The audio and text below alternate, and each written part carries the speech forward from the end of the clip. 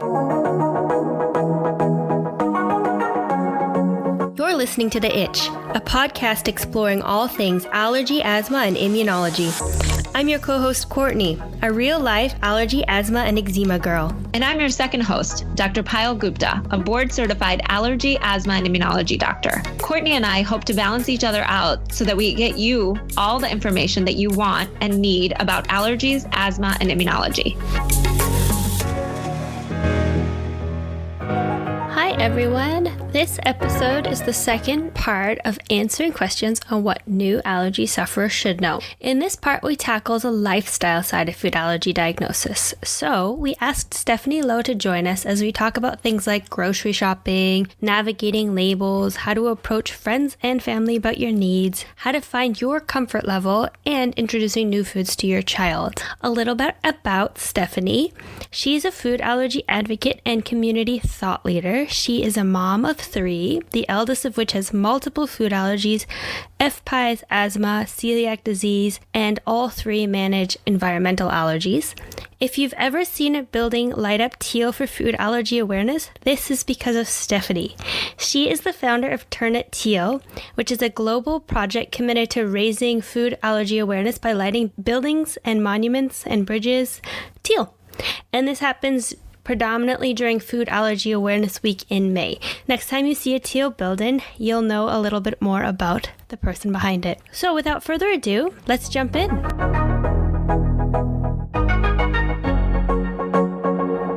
Stefanie, can you tell us a little bit about your allergy journey? Sure. So my oldest was born almost 13 years ago. And when he approached his first birthday, we went to try and introduce dairy. And he had what we now know is an anaphylactic reaction. And then a few days later, we tried to introduce egg. And again, the same thing happened. At that point, I was like, this is not normal. This should not be happening. And we called our pediatrician. And that's when we started down our road to getting a diagnosis with food allergies. So he was about 1 when he was officially diagnosed, but I kind of had a feeling that things were not the way they should have been from pretty early on. In the process, we were diagnosed originally with the top 8, except for wheat and also citrus and corn at that time. Through the process of elimination, we've been able to add a lot of those back.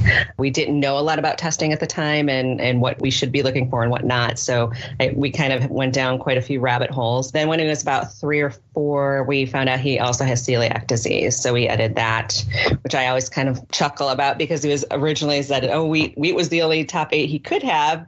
And then we find out he had celiac after that. So that was how we were introduced into the world of allergies. Do your other kids have allergies, or is just your eldest son? They do not. They did as babies. Everybody was dairy-free, and then, I was nursing, and then they were okay to reintroduce. But again, that was kind of a hard step for me because we don't keep liquid dairy in our house. So introducing those things, which I know is the way to go, that's what the suggestions all are from the doctors now. Kind of a difficult step for us with how to manage that because of his allergies and being as severe as they were.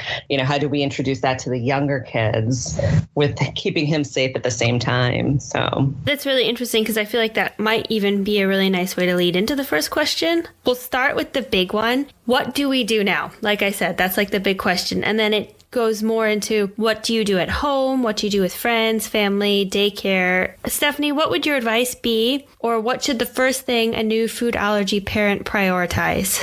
I think every family responds really differently to becoming diagnosed. And I think the most important thing to do is remember that the child that you have is the same child you had before. And you just need to learn how to do things differently. It's very difficult to transition because you are usually thrown a lot of information without a lot of guidance. Obviously, my first biggest thing is obviously always have epinephrine auto-injectors and always have an action plan for your child so that you can share that with your families and schools and everything else, because that's the most important thing, is knowing how to respond in an emergency. Aside from that, trying to figure out, obviously, day-to-day management of food is really key. Whether or not you try to have a mixed household, we call it, either a mixed household where you do still have allergens in your home or not, is a very personal decision. And it really depends on the family, and finances are a big thing that go into those decisions and things like that, and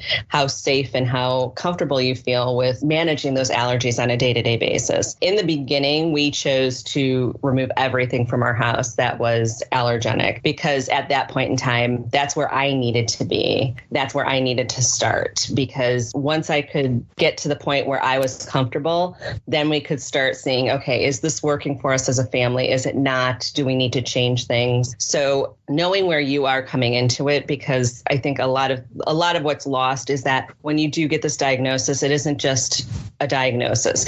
You're getting diagnosed, but you have all of your own baggage that you're kind of bringing into it, and your thoughts and your ideas and your anxiety levels all play into that as a parent and impact how you're going to manage this. So it's really important to understand where you're at and what you need to help keep your child safe. And that's going to look different for every family. How do you think parents can figure out what their comfort level is? Or is it just a day-by-day process where once you're diagnosed, you just go home and sit with it for a little while and then eventually slowly figure out exactly the right way to go? Well, I think it's really important to try and get as much information from your doctor as possible, because some doctors have different schools of thought on how to manage things. So really getting their input and finding out what their suggestions would be. A lot of times, from what I've seen and heard in the community, there isn't a lot of guidance as far as the day-to-day management. You're given, you may be given your prescriptions and you're given your action plan,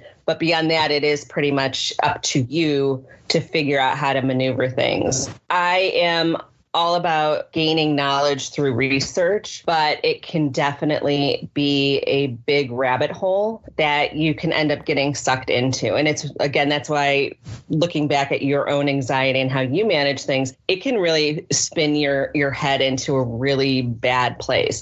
And I remember when we started leaving the house, it just seemed like a monumental task. So I think what you were saying is learning day by day how to progress through the disease and the knowledge that you're gaining as you're first diagnosed. So, leaving the house became, okay, now we can leave the house, but we're only going to go to certain places. And then, okay, we can go to certain places, but we can't be gone too long. Or, okay, now we can go out for the day and make sure we have all the snacks and all the lunches packed. And so I do think it's about building blocks for us personally. It was definitely about building blocks of, okay, we're comfortable in this situation, so how can we kind of push that? Now we're comfortable in this situation, so how can we push it a little further? My goal was always to lead the most normal life that we could. And doing that takes time, and it takes knowledge, and it takes preparation, and to expect your life to go completely to the way it was the day before the diagnosis, I think it would be nice, but there's just so much that you need to learn when you are initially diagnosed with a food allergy.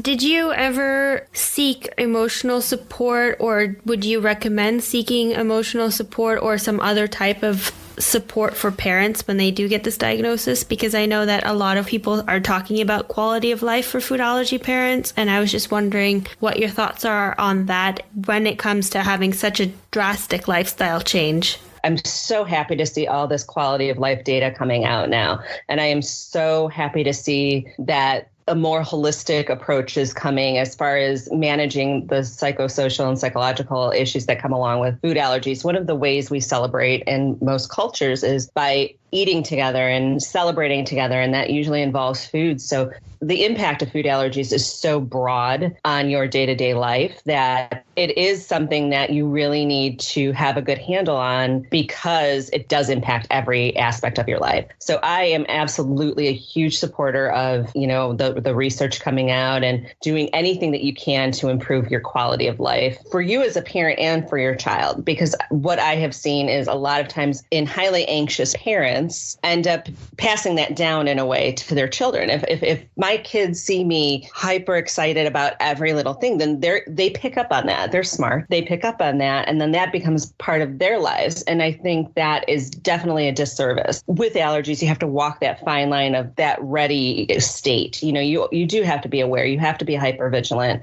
You have to do all that, but you can't let it become the only thing that you're worried about. Once you see that creeping in where you're not doing things that you want to, where you're staying home from events that you'd really like to be at. Once you see that happening, I think it's really important for either a parent, if you're being prevented from doing those things, or if you see your child doing that, getting them any type of emotional support help that they need. I've seen cases where it's really become quite a struggle day to day for families, and it makes me really sad. And I really hope that more families see that there are people that are trained to help specifically with food allergies, because it is a different kind of subset of help that this type of patient needs. You have this emotional support that you need, but not everyone can seek outside help. And a lot of the times we rely on our family and friends. And how do you introduce that into your family and friends when you might need support from them, but they also have to understand what you're going through? And I feel like there's so much barrier between someone with food allergies and having their family understand that. So who you normally rely on for emotional support, if you can't seek additional support, because not everyone has that ability and those resources, and you go to your family, but what if your family doesn't understand it? And I think that's kind of an interesting dynamic.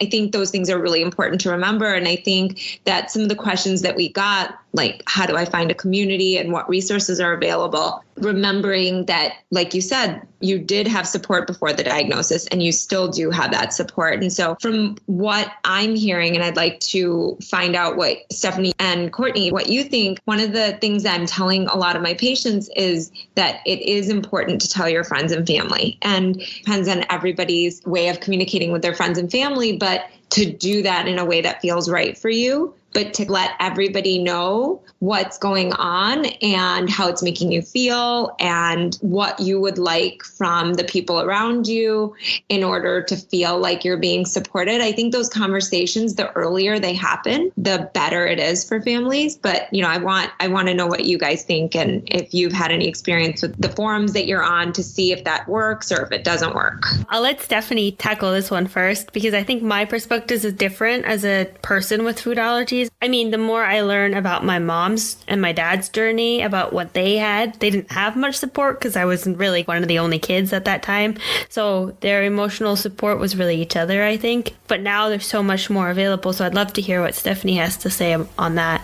So are you speaking like of online support, or are you speaking on family support, or a mix of that? I'd say both, because there are so many different ways that a family can approach your allergies. So what would you kind of say to a new food allergy parent on how to approach their family? Like what Pyle said, they were there emotionally for you before the diagnosis. So how do you have them understand the diagnosis and also the journey you're going through? And then if that's not working out for you, if your family doesn't understand it right away, when you do seek support online, for instance, how is your experience with that? So when you're approaching family, obviously they should be the most supportive. And I, again, have seen it go both ways, where families go above and beyond in trying to understand the diagnosis and trying to learn all that they can about food allergies. I see a lot of disconnect, though, because I'm sure you guys have all heard where families are saying, well, we didn't have this back when we were kids. We didn't see all these allergies. I don't understand why. And that's kind of one of those things where that's like a conversation blocker almost.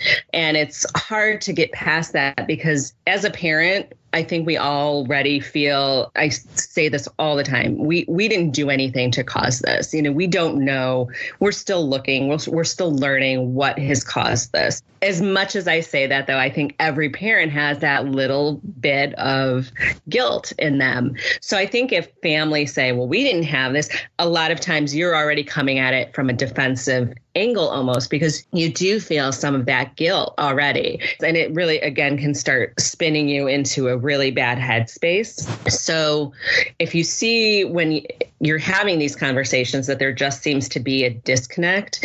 I think having really good resources from vetted sources, the orgs that are out there that do all the research and all the work on it, talking with your doctors. I know some families have had grandma or grandpa come with them to appointments if that's at all possible, so that they try and get a better understanding that no, this is a real thing. We don't know why it's happening, but it is. And we do need that support. Sometimes that can be helpful.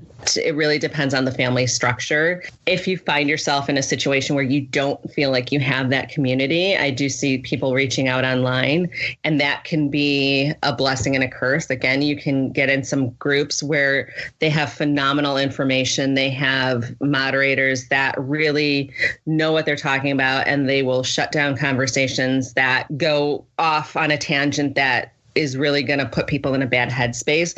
And there are others that feed into the fear and feed into the self-doubt and the dark side of things. And there is a dark side of things. And it is easy to get kind of sucked into that sometimes. Again, online communities can definitely be very helpful. So it's really important to know yourself. And I always recommend at the beginning to try and stay away from pretty much unmoderated groups online, because there can be a lot of misinformation out there. And when you're starting out on this journey, that's the last thing you need. If you are going to reach out to an online community, I really recommend making sure that it's backed up by people who have some idea of what's going on and the science behind it. As always, with our podcast, we're going to have resources that we trust. And there's definitely some blogs and online communities that I think we've vetted more than others. And so we'll definitely share those. And that's all really good advice. So I think what I'm hearing is starting with your family, seeing how that goes, giving them as much information as possible. And I actually really love the idea of family coming in to your next appointment so that the doctor can answer any questions that they might have. I think that's a really good idea.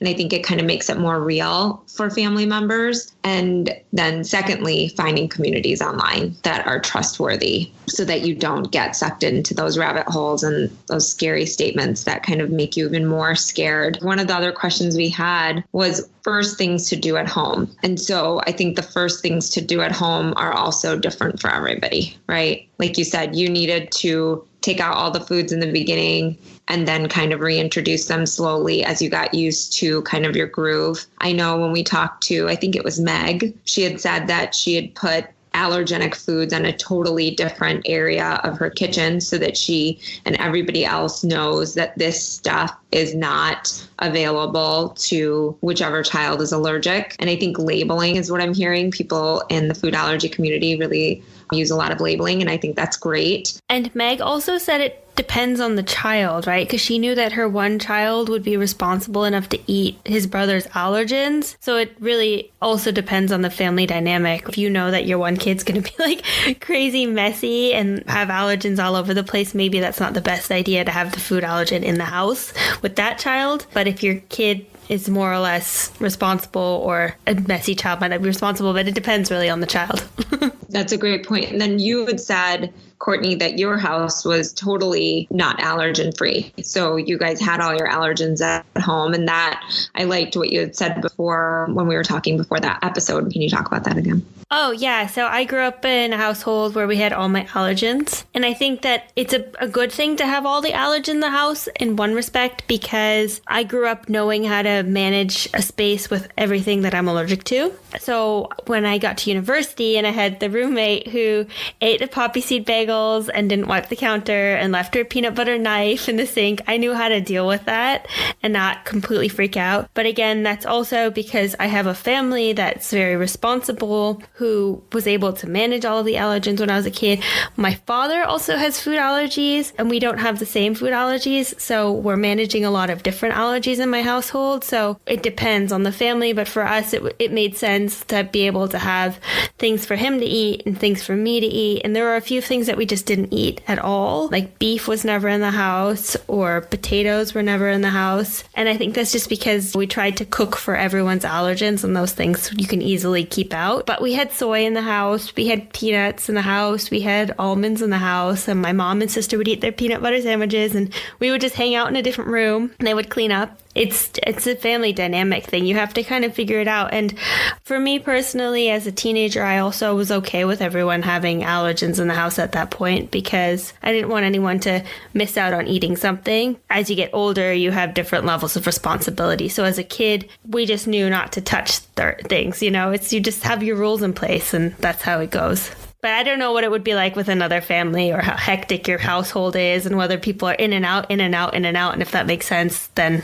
it makes sense. But if it really is practically not good, then don't do it.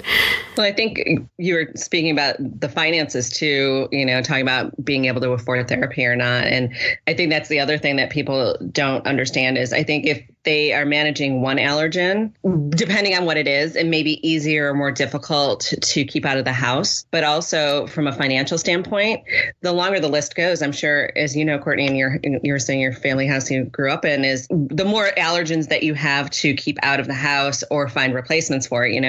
You don't need to find a replacement for a peanut. If you don't have peanuts in your house, you don't have peanuts in your house.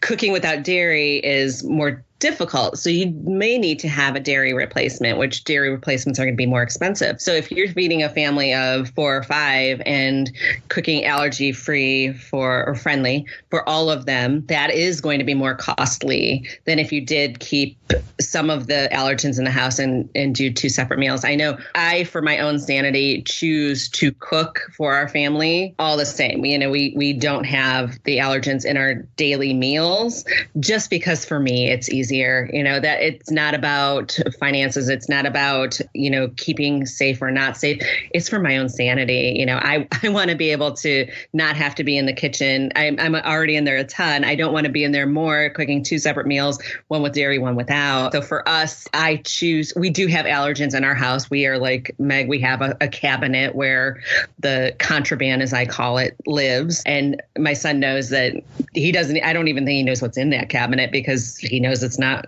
going to be anything for him. The finances, again, come into play when you're cooking for your family, and so, definitely having a mixed household with allergens and non-allergens just makes financial sense for a lot of families. So it's completely possible, like you said, to do that. And I think that's great that it did give you a look at how to manage when you went away to university. You were prepared for those. And I think that's a great point, that it is something that prepares you for living day in and day out with your allergies. And I think it's nice to hear you say that. And so a family doesn't have to feel guilty for having allergens in the house, because I do think sometimes you might feel guilty for having them in the house and you don't want your child to necessarily feel like they're missing out if there's something that they're not allowed to have.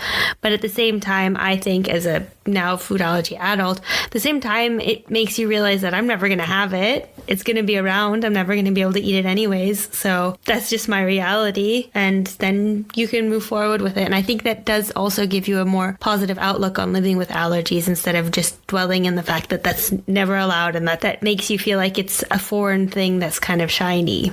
So talking about food, can we jump into labeling? How do you figure out what you can eat? And how do you figure out what packaging means? And how do you know what to totally avoid? And what does may contain statements?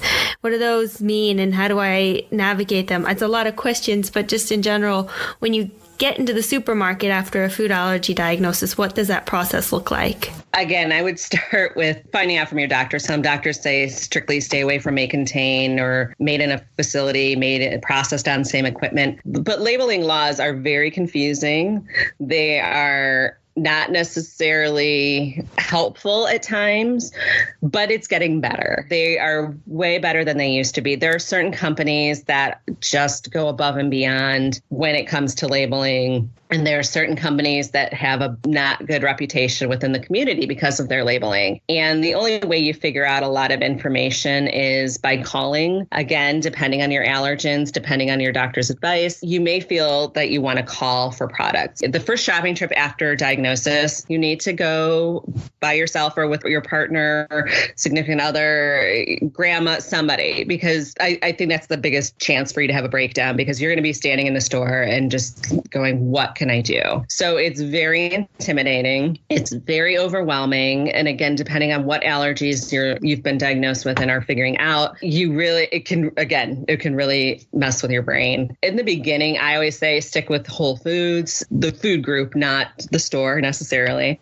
Stick with your fruits, your veggies, your proteins, things like that, and then grow from there. I always say that nutrition is important. And in the beginning, you just have to make sure the kid's fed. You have to make sure that they've got a full belly and they're happy. And then as you grow, as you learn the script when you call companies, if that's what you choose to do, you can start adding more and more things in. So I felt for us, the easiest thing to do was packaged products we just did away with for a while until I got my groove, until I felt my legs underneath me. And then I could start adding things. Obviously, for recipes, that I think the internet is just amazing for. I would say, even since we started our journey almost 13 years ago, the availability of recipes that do fit our subset of allergens, because finding a blogger that has the exact same allergens as you is pretty difficult. But I know that there are databases with recipes where you can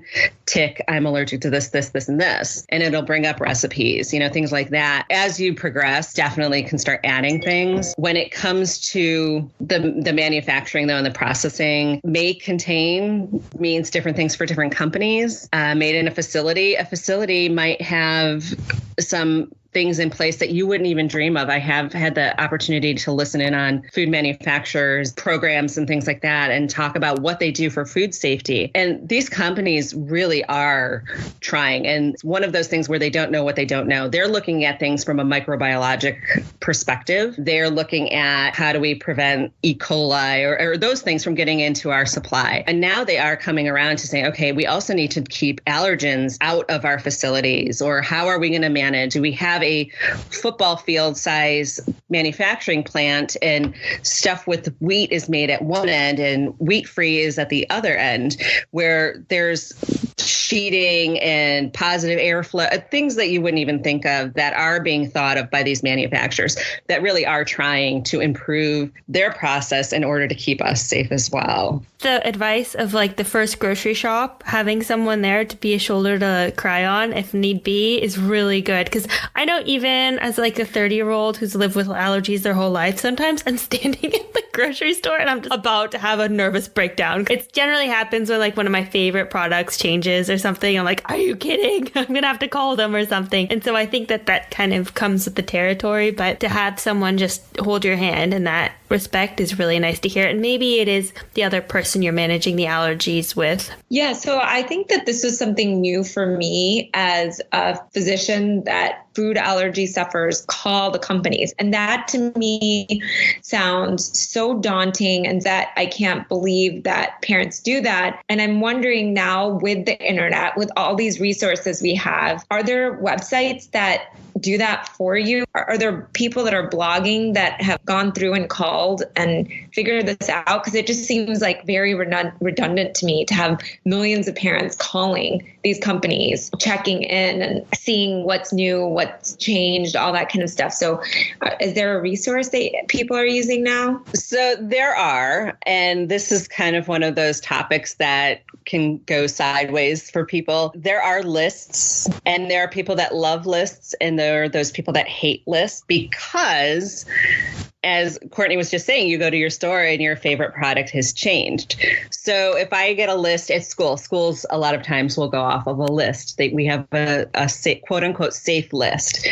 And this parent doesn't understand that when you say brand ABC, it means brand ABC that fits on the list. Well, brand X was on sale, so I brought in brand X potato chips. Well, we don't know what sort of disclaimer or what may be in this product, but they're potato chips. Well, what could they do potato chips? Things can go awry in the allergy world with potato chips. While many people like lists, I personally, in our home, a list for us is always a jumping off place. I always feel that you need to be responsible and do your own research, because what the person that made the list is comfortable with may not be your comfort level in your home. It is daunting. it is time consuming. It is tiring. And there comes a point where I feel you make less and less phone calls as time progresses, but I still call on new products. I still have a protocol in our house when I introduce a new product, which some people would probably think I'm crazy. It always has to be first thing in the morning, and it has to be on a weekend where I know I'm going to have my kid in my sight so that I can see, and I'll do it on a Saturday and a Sunday, or if we're on break, because if he's going to have a reaction, I want him to be at home when that happens. I don't want to send him off to school.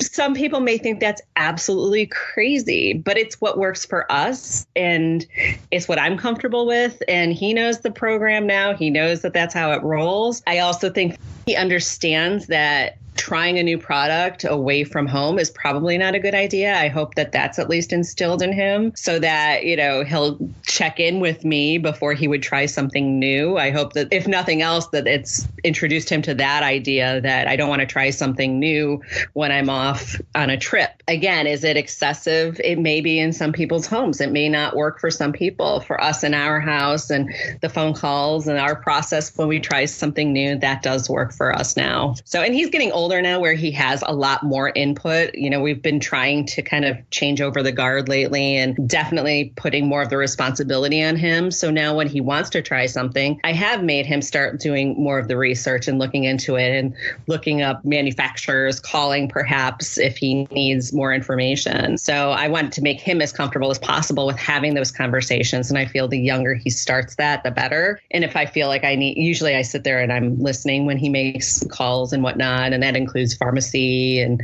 doctors. I have him check in at the doctor's office now and things like that. But I need him to understand that, this is the process that we take. Or when I call restaurants and things like that, this is what I do. This is what you need to ask so that he knows as well. I just want to mention that I really like, and I actually also in my clinic advise parents that if they are introducing a new food, to do it at a time that's early in the day when your child is feeling their best and when you can be around your child monitoring them. So I think that that's great advice, and just start small, just make sure that they get a little tiny bit and you watch them, make sure that they're okay. Sometimes even tell parents just to put it on their face, to put it on their child's skin and see if there's any immediate reaction, because if it's a truly allergenic food, even putting it on the skin can cause a reaction. And so I think all of that advice is so great. And I don't think you're crazy for doing it.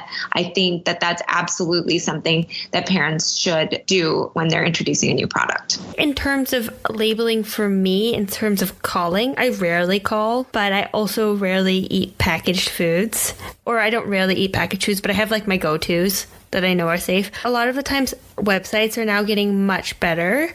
And I know that there are certain Facebook groups where people will post the conversations they've had with brands. I do feel like there is that thing, I don't know about you, Stefanie, where I like to hear it from the source because my allergies are different than other people's allergies. So I like to hear it from the source. I have my questions that make me feel comfortable. I don't know. I just need to know it from them. I need to go directly to the source. So there probably are more resources out there. I think there are apps that do that. And I think that there are definitely Facebook groups that you can find. But for me, I like to call.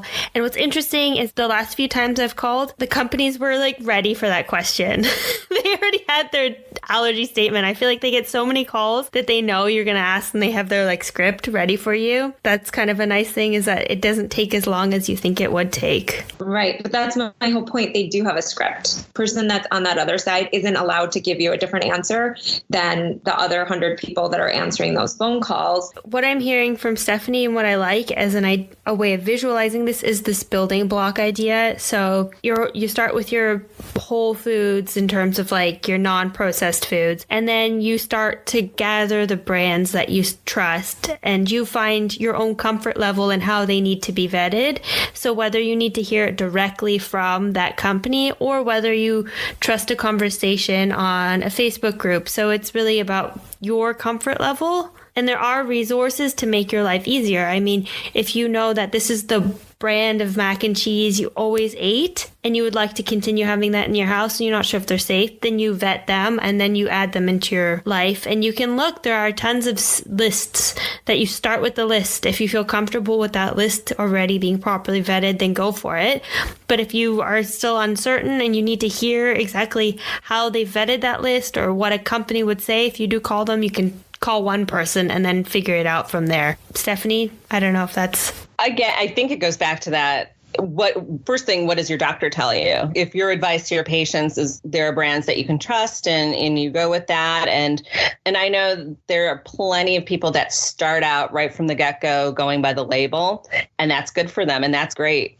And I also think it depends, too, on what you're managing. If you're managing one allergen versus multiple allergens, there's some where you're like, well, would they really have this product that I'm allergic to in a plant that is making this? Probably not. So if that's within your comfort level, then by all means, I 100% support every family, as long as they have EPI and an action plan.